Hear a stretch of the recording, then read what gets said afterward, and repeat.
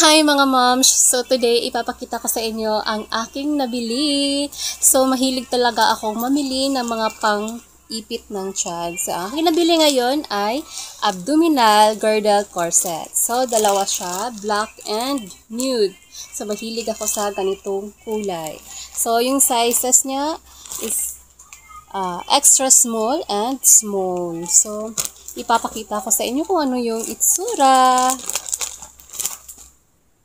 So, ganito siya.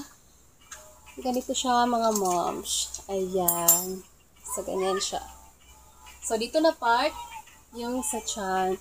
So, medyo matigas siya kasi maiipit talaga yung tiyan natin, yung bilbil natin dito na, sa part na to.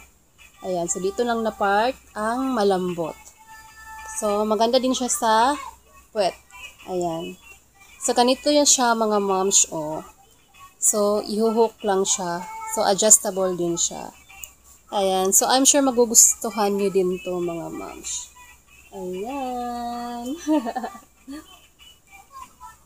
So, mahilig ako sa ganitong kulay.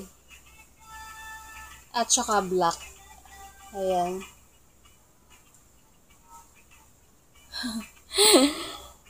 So, yeah, ang dami ko ng collection na ganito.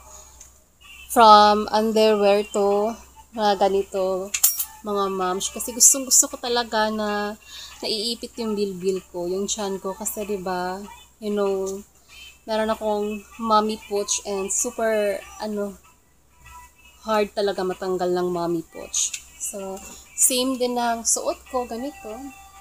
Ayan. Tummy control din yan.